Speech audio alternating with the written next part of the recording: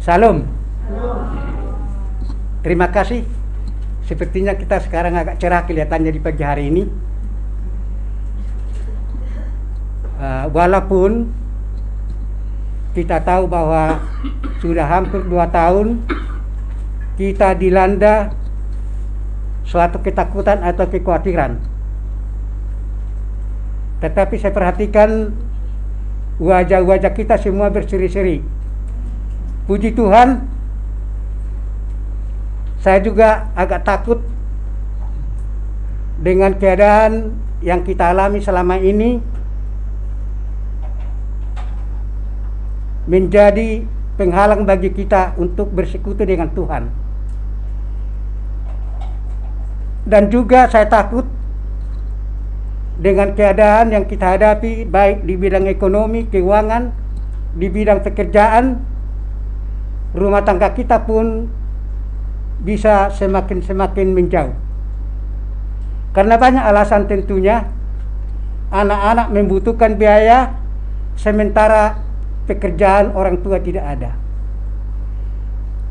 Ibu-ibu juga sangat membutuhkan sesuatu untuk kebutuhan dapur, sementara bapak-bapak tidak punya pekerjaan. Benar-benar saya sangat takut dan khawatir. Tetapi puji Tuhan di pagi hari ini hal tersebut tidak terjadi, karena kita semua mau bersekutu dengan Tuhan, berterima kasih. Dan karena itu saya mencoba untuk kita di pagi hari ini dari firman Tuhan mengenai keadaan rumah tangga kita supaya jangan rubuh.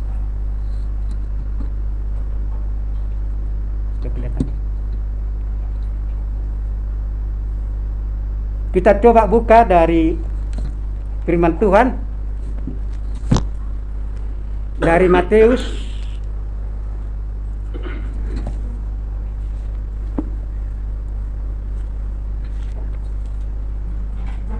pasal yang ke-7 ayat 2 sampai ayat 24 sampai dengan ayat yang ke-27. Matius pasal yang ke-7 dimulai dari ayat yang ke-24 sampai dengan ayat yang ke-27. Kita ikuti, saya sendiri yang membaca. 2 macam dasar. Setiap orang yang mendengar perkataanku ini dan melakukannya, ia sama dengan orang yang bijaksana yang mendirikan rumahnya di atas batu.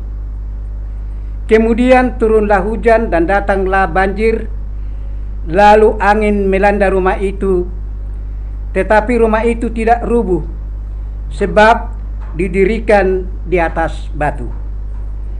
Tetapi setiap orang yang mendengar perkataanku ini dan tidak melakukannya, ia sama dengan orang yang bodoh yang mendirikan rumahnya di atas pasir.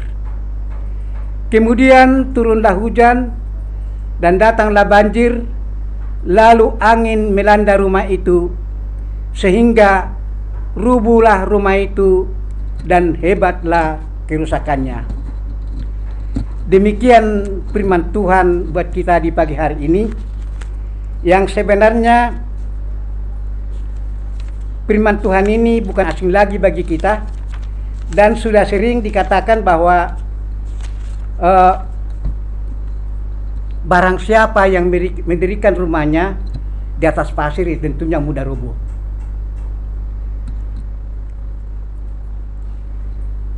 Saudara-saudara yang kekasih di dalam nama Tuhan Yesus, dalam ayat-ayat ini Tuhan memberi perumpamaan tentang orang yang membangun rumahnya. Orang yang mendengarkan firman-Nya dan melakukannya seumpama seorang yang mendirikan rumah yang beralaskan batu karang yang teguh. Walaupun hujan turun, banjir menimpa, angin riuh, ribut meniup, rumah itu tetap berdiri dengan kokoh dan kuat.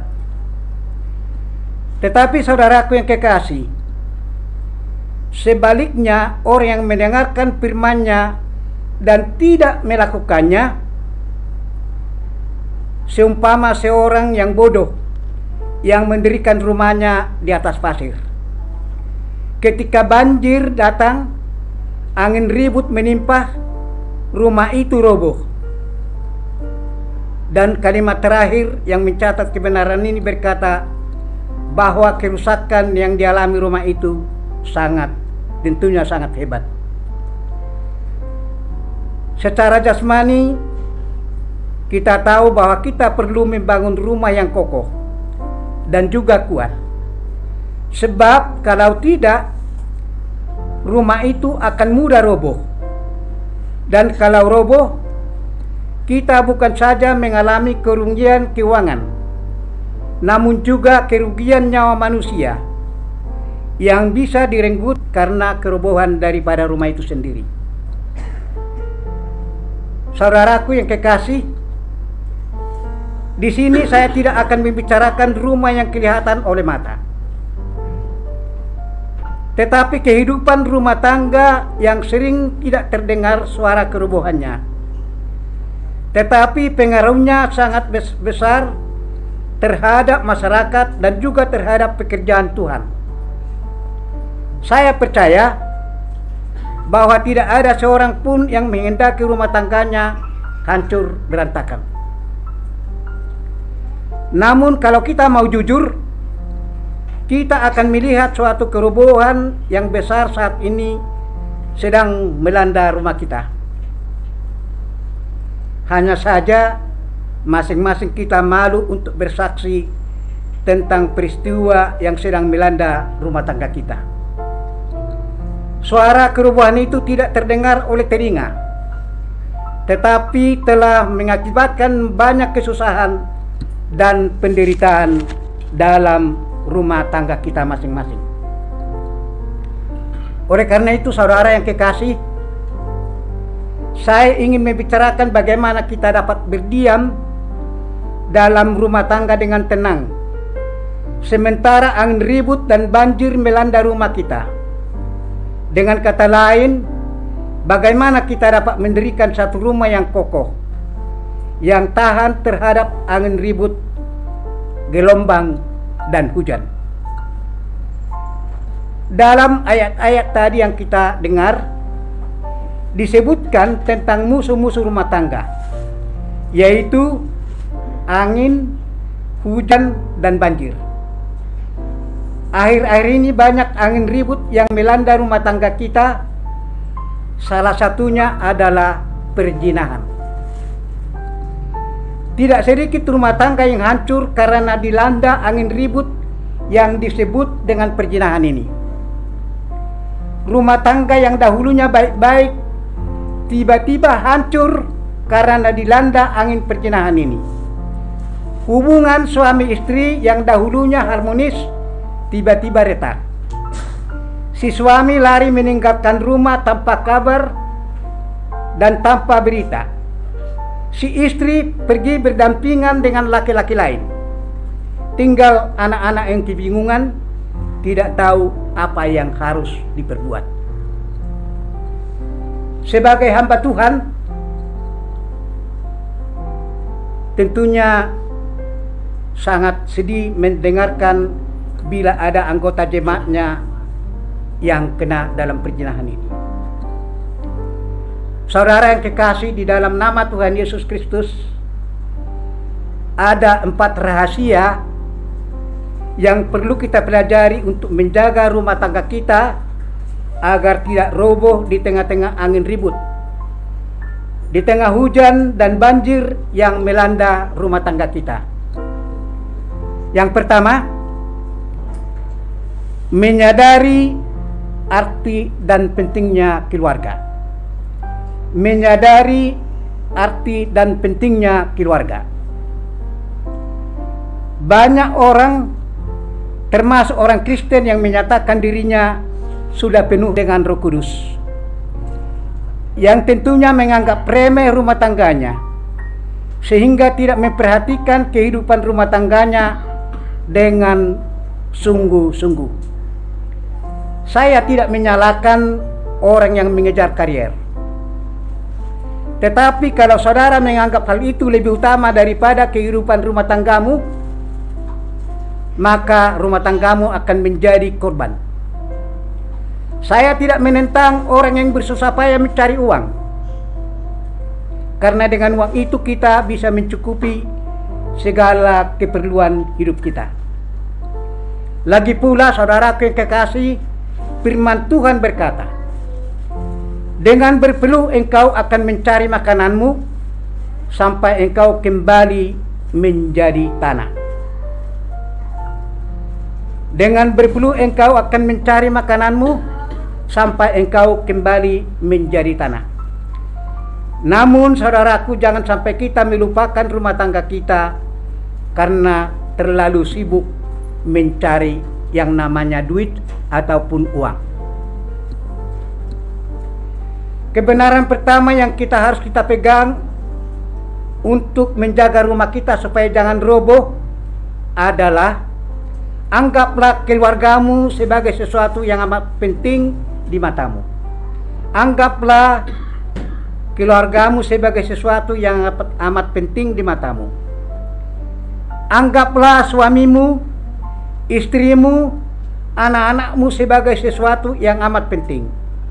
Sehingga apapun yang harus dibayar, engkau rela membayarnya asal rumah tanggamu tetap berdiri dengan kokoh dan damai.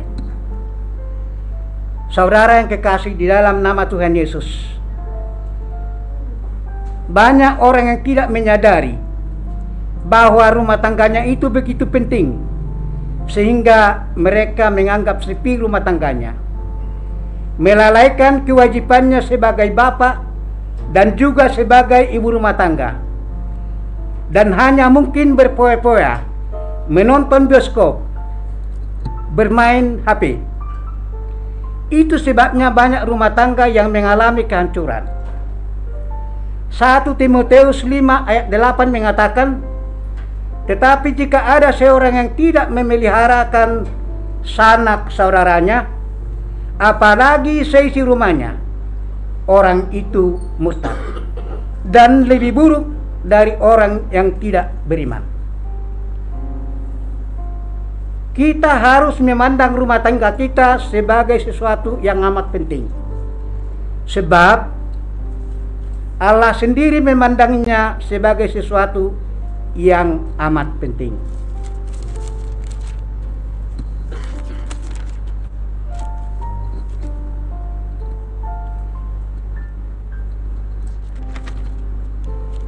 Ketika Allah memperhatikan Adam di Taman Eden, Allah dapat merasakan kesepian yang dirasakan oleh Adam. Sebab itu saudaraku, Allah turun tangan untuk mengisi kekosongan itu dengan menciptakan seorang perempuan yang dinamakan Hawa dan menempatkannya di sisi Adam. Pada saat itulah terbentuk keluarga yang pertama di dunia, yang diresmikan oleh Allah sendiri. Hal ini menunjukkan kepada kita bahwa perhatian Allah yang amat besar terhadap rumah tangga kita sendiri. Pada kesempatan yang lain, Allah dalam Kristus Yesus menghadiri pesta perkawinan di Kana dan menyelesaikan persoalan rumah tangga yang mereka hadapi. Ketika tuan rumah kehabisan anggur yang membuat mereka merasa malu dan bingung, Yesus segera turun tangan mengubah air menjadi anggur, sehingga pesta dapat berlangsung dengan baik. Hal ini menunjukkan bahwa Allah sungguh-sungguh menaruh perhatian yang besar terhadap perkawinan. Maaf ya bagi anak-anak yang belum kawin, tapi bisa disimak bagaimana pentingnya perkawinan di hadapan Allah. Allah tidak hanya menyebutkan dirinya sebagai raja di atas segala raja, atau Tuhan di atas segala Tuhan, atau gembala yang baik, tetapi Allah juga berkali-kali menyebutkan dirinya sebagai Bapa. Dalam Matius 6, Yesus mengajarkan doa Bapa kami kepada murid-muridnya yang permulaannya berbunyi, Bapa kami yang di surga. Ia tidak menyuruh kita berdoa, bos yang ada di surga atau raja yang ada di surga.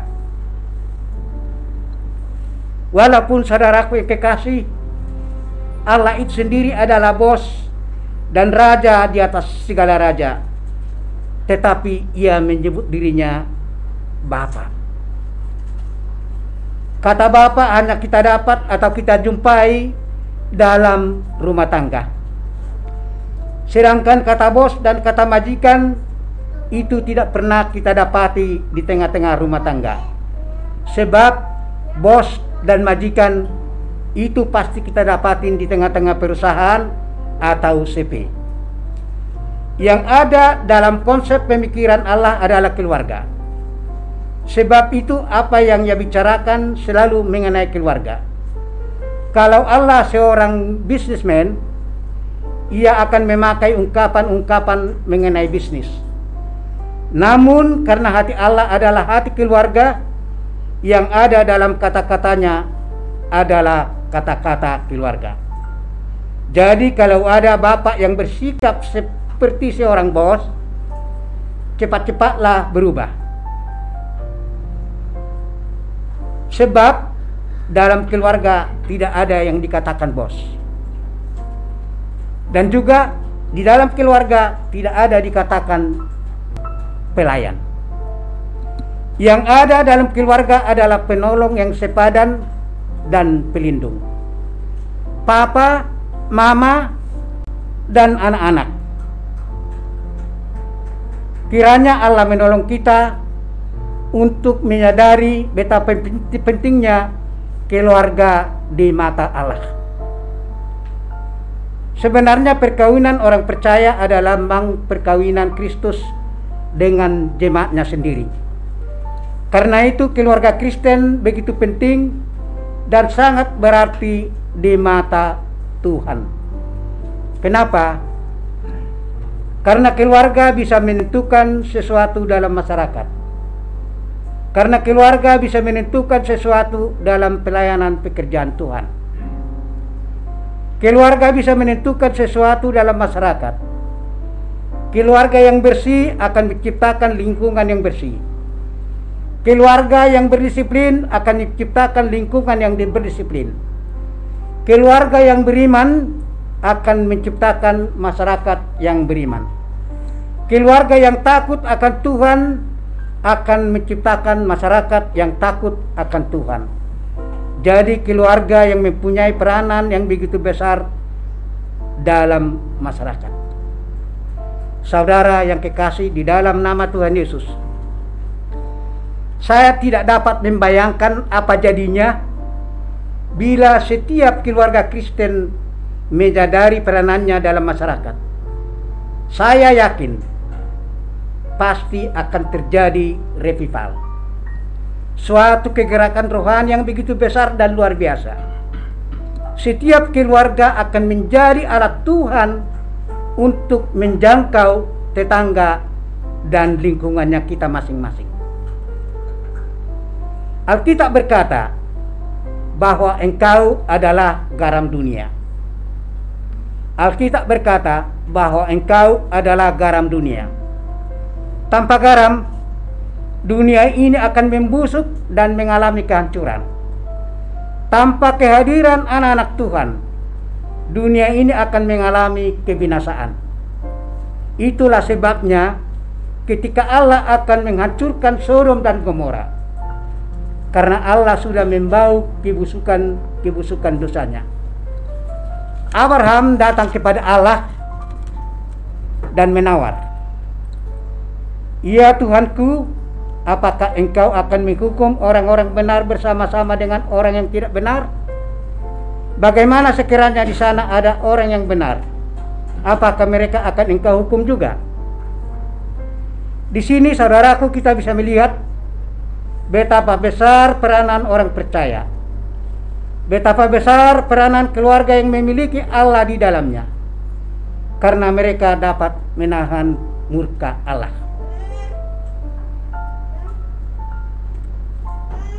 Sebenarnya Lot dan keluarganya ikut menentukan nasib Sodom dan Gomora. Tetapi saudaraku yang kekasih, sayang sekali mereka tidak mewujudkan keluarga yang berkenan di mata Allah. Lot imannya pelin-pelan, istri Lot bahkan sama sekali tidak beriman. Alkitab berkata, larilah, selamatkan nyawamu, jangan menoleh ke belakang, dan janganlah berhenti dimanapun juga di lembah Yordan. Istri Lot tidak taat terhadap perintah malaikat Tuhan itu dan menengok ke belakang sehingga dia menjadi tiang garam. Ini menunjukkan bahwa ia tidak beriman kepada firman Tuhan. Lot sendiri, apakah saudara kira sudah beriman? Tidak. Kalau tidak diseret, ia tidak akan keluar dari Sodom dan ia akan tetap tinggal di situ. Keluarga menentukan sesuatu dalam masyarakat. Tidak heran kalau Morris Cerullo berkata bahwa keselamatan bangsa kita ada di dalam tangan kita, yaitu kita yang percaya kepada Tuhan. Selamat atau tidaknya bangsa kita ditentukan oleh kesaksian hidup keluarga kita sendiri. Sadarilah bahwa peranan keluarga kita begitu besar terhadap masyarakat. Selain terhadap masyarakat, keluarga juga bisa menentukan sesuatu dalam pelayanan pekerjaan Tuhan. Kebetulan sermon tadi malam ini sudah disinggung oleh Bapak Pendeta. Gereja yang beriman berasal dari keluarga yang beriman. Gereja yang memberi berasal dari keluarga yang memberi. Gereja yang suci berasal dari keluarga yang suci. Gereja yang kuat berasal dari keluarga yang kuat. Gereja yang menginjili berasal dari keluarga yang menginjil. Di dalam gereja tidak akan ada gembala bila tidak ada sekelompok umat yang berasal dari keluarga-keluarga. Saudara yang kekasih di dalam nama Tuhan Yesus, kita melihat bahwa peranan rumah tangga begitu besar. Jadi kalau rumah itu roboh, tentunya efeknya ganda. Kerobohannya akan menimpa tetangga, juga lingkungan, serta menimbulkan aksi yang menghambat pekerjaan Tuhan. Karena itu saudaraku, tidak heran banyak orang yang tidak bisa melayani pekerjaan Tuhan dengan baik sebab suara hatinya menuduhnya. Dia berkhotbah, bertobatlah, kerajaan Allah sudah dekat. Iblis berbisik, enak saja ngomong, enak saja lu ngomong bertobat, anakmu sendiri belum bertobat. Pada kesempatan lain dia mau berkhotbah, hai suami-suami, kasihilah istrimu. Iblis berbisik, enak saja suruh orang lain mengasihi istrinya, kamu sendiri tidak mengasihi istrimu. Karena tuduh-tuduhan itu, ia tidak jadi berkhotbah dengan bersemangat. Robohnya rumah tangga membawa efek yang sangat besar, baik terhadap keluargamu sendiri dan anak-anakmu, terhadap orang lain, maupun terhadap pelayanan pekerjaan Tuhan. Karena itu saudaraku yang kekasih di dalam nama Tuhan Yesus, anggaplah keluargamu begitu penting dan begitu berarti. Jadikanlah Yesus nomor 1, keluarga nomor 2, karier nomor 3, dan yang lainnya tentu tempatkan menjadi nomor 4. Berikanlah waktumu untuk anak-anakmu, untuk keluargamu, supaya rumahmu tetap teguh berdiri. Angin ribut boleh menimpa, gelombang dan banjir boleh menderu, badai boleh menerpa, tetapi rumahmu tetap berdiri kokoh, karena Tuhan hadir di tengah-tengah keluargamu. Yang kedua, kembangkanlah kasih di dalam rumah tanggamu. Hanya ada satu tali pengikat yang dapat mempersatukan satu dengan yang lainnya di tengah-tengah rumah tangga, yaitu tentunya tali kasih. Ini pun pada sermon kemarin sudah dijelaskan, walaupun tidak semua kita yang hadir, bahwa kasih itu sangat penting di tengah-tengah keluarga maupun bagi masyarakat. Hanya ada satu macam material yang membangun rumah tangga, bukan batu bata saudaraku, bukan adukan semen, atau bukan pun adukan pasir, tetapi hanya kasih. Kasih membangun rumah tangga, tetapi kebencian meruntuhkannya. Pengampunan membangun rumah tangga, tetapi dendam meruntuhkannya.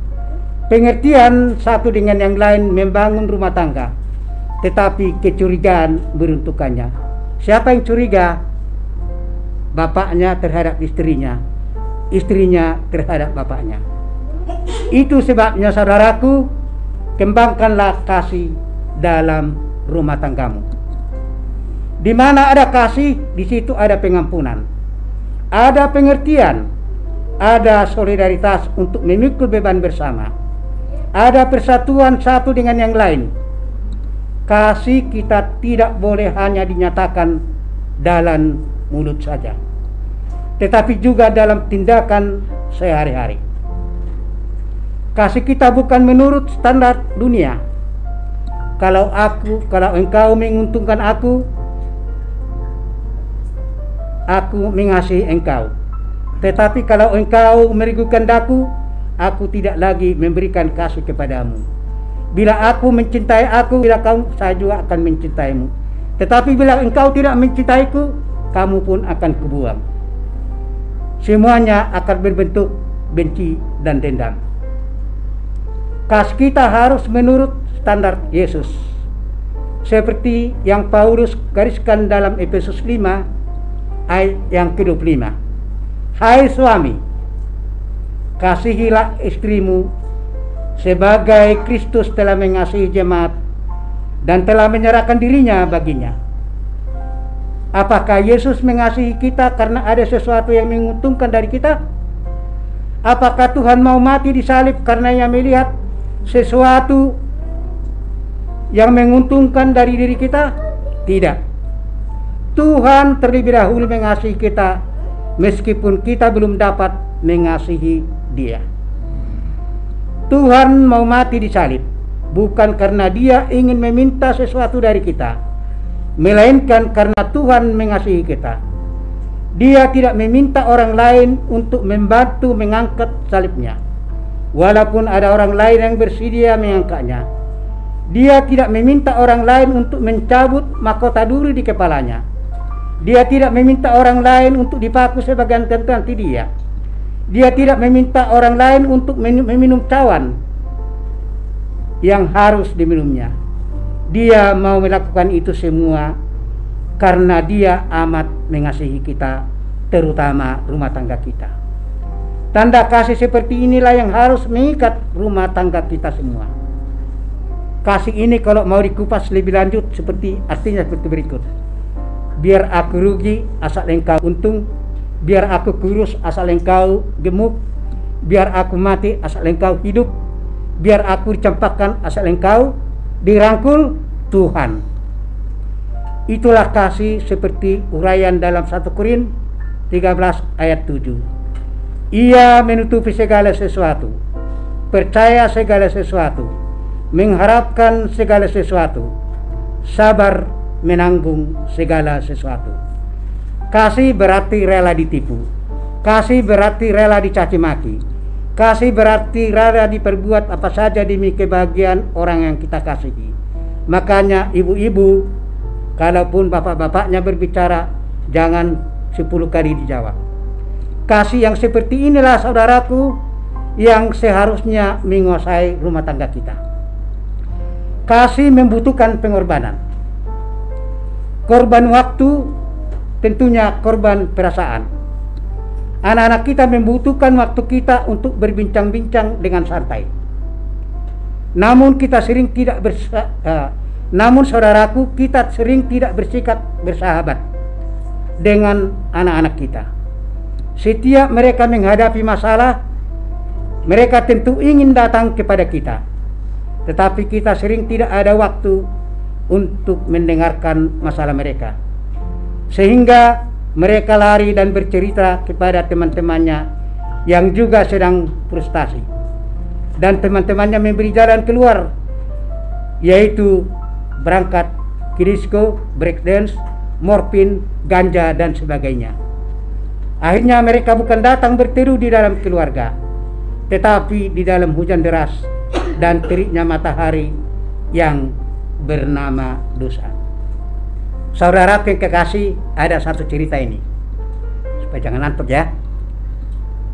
Di Korea pernah ada cerita tentang seorang anak yang sangat ingin bertemu dengan ayahnya. Nah, tutup dulu supaya jangan kelihatan.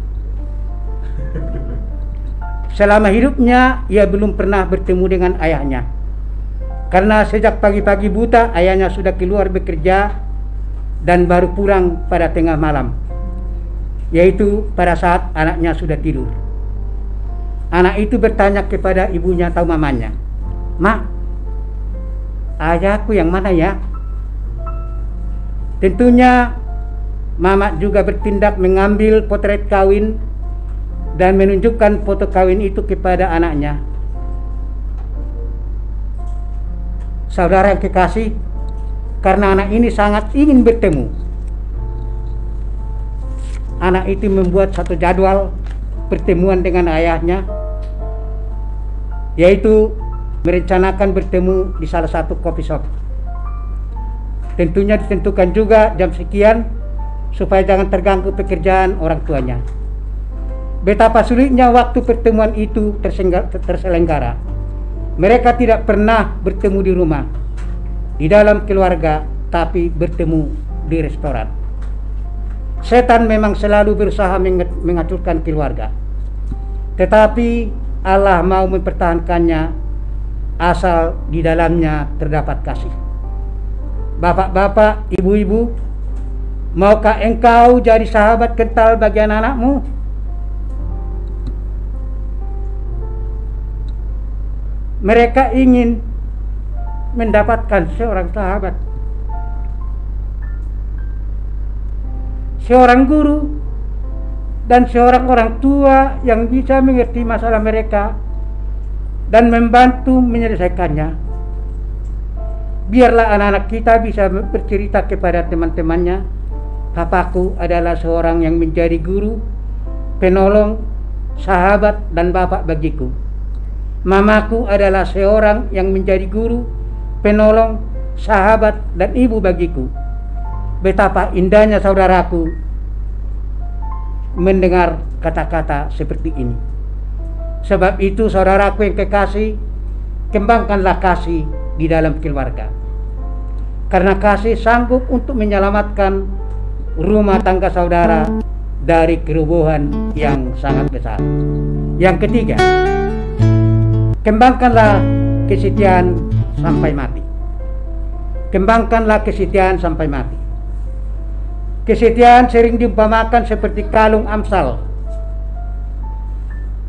Kesetiaan sering diumpamakan seperti kalung.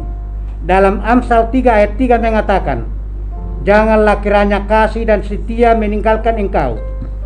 Kalungkanlah itu pada lehermu. Tuliskanlah itu pada loh hatimu. Jangan sampai kesetiaan meninggalkan engkau di waktu siang maupun malam." Allah senang dengan kesetiaan karena ia sendiri setia. 1 Yohanes 1 ayat 9 mengatakan, "Jika kita mengaku dosa kita, maka ia adalah setia dan adil, sehingga ia akan mengampuni segala dosa kita dan mensucikan kita dari segala kejahatan. Setialah sampai mati, karena kepadamu akan dikaruniakan mahkota hayat." Dulu tentunya masih kita ingat, bapak-bapak dan ibu yang hadir pada saat ini, pada waktu kita menghadap catatan sipil untuk meresmikan pernikahan kita, saudara saling mengasihi satu dengan yang lain. Kemudian saudara menghadap pendeta supaya diberkati. Di hadapan pendeta saudara berjanji untuk setia satu dengan yang lain dan saling mengasihi baik di kala susah maupun senang, di kala kekurangan maupun kecukupan, dalam keadaan sakit ataupun sehat. Pokoknya saudaraku, setia sampai mati. Saudara kekasih, tidak berapa lama kemudian sudah cocok satu dengan yang lain, sehingga istri dan anaknya yang masih kecil pulang ke rumah orang tuanya. Kita perlu belajar untuk mengenakan kesetiaan sepanjang umur hidup kita, karena kesetiaan dapat menjaga rumah tangga kita agar tidak roboh. Mungkin saudara juga belum pernah ke Belanda seperti saya, tapi katanya di Belanda orang-orang masih tetap setia sampai mereka menjadi kakek dan nenek. Mereka sore-sore berjalan berdampingan dengan sangat mesra. Kakek pegang tongkat, nenek tuntun anjing, sama-sama menikmati udara segar. Itulah yang namanya setia sampai mati. Di Indonesia kita jarang melihat kakek nenek jalan bergandengan tangan. Di Indonesia kita jarang melihat pasangan yang masih muda jalan bergandengan tangan. Suami merasa malu untuk menggandeng tangan istrinya, tetapi kalau menggandeng wanita lain, ia tidak malu. Kenapa begitu saudaraku? Karena kesetiaan sudah meninggalkan dirinya. Oleh karena itu, kalungkanlah kesetiaan pada lehermu dan tuliskanlah pada lauh hatimu. Jangan sampai kesetiaan meninggalkan hidupmu, supaya rumah tanggamu berdiri teguh, tahan terhadap angin dan badai. Yang terakhir, yaitu yang keempat ya, pusatkanlah keluargamu pada Kristus. Matius 7 ayat yang ke-24 berkata, setiap yang mendengar perkataanku ini dan melakukannya, ia sama dengan orang yang bijaksana yang mendirikan rumahnya di atas batu. Rumah tangga kita bisa berdiri teguh bila kita mendasarkannya pada Kristus, sang batu zaman itu. Jikalau bukan Tuhan yang membangun rumah, sia-sialah usaha orang yang membangunnya. Mazmur 127 ayat yang ke-1. Tanpa Tuhan, rumah tangga kita tidak akan dapat berdiri dengan kokoh. Karena itu saudaraku, izinkanlah Dia menjadi pelindung rumah tanggamu. Izinkanlah Tuhan menjadi sapam bagi rumah tanggamu. Kalau Dia menjadi sapam, maka amanlah rumah tanggamu. Bila suami keluar atau masuk, Tuhan melihatnya. Kalau suami macam-macam, laporkan saja kepada Tuhan dan suruhlah Tuhan untuk mengurusnya. Tuhan berkata, kalau engkau mempercayakan itu sepenuhnya kepadaku, segala persoalanmu akan beres.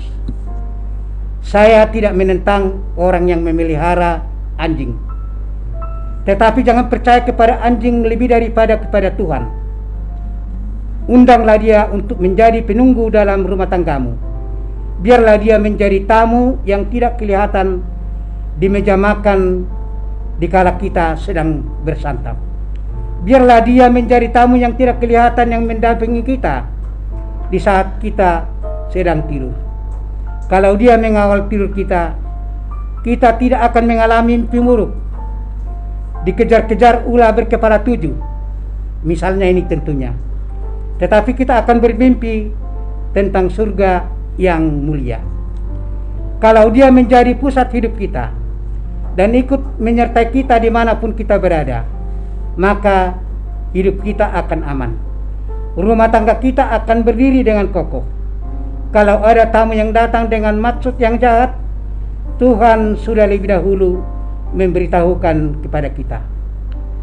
Di kantor dan di tempat pekerjaan lainnya, Tuhan akan memberkati buah tangan setiap pekerjanya, sehingga kita berhasil dalam setiap usaha kita. Di sekolah, Tuhan memberikan hikmat kepada anak-anak kita, sehingga menjadi bintang kelas. Karena itu saudaraku, sekali lagi undanglah Yesus dalam seluruh bidang kehidupanmu, maka Dia akan menahan rumah tanggamu dari kerubuhan.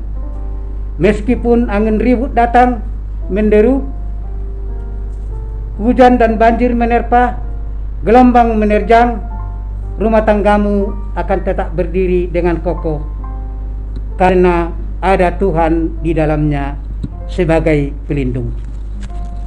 Demikian firman Tuhan yang dapat saya sampaikan pada hari ini. Mudah-mudahan dengan firman ini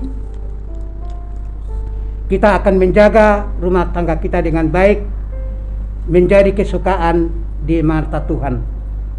Bila kita saling mengasihi suami dengan istri, maka berkat akan datang berlimpah. Amin.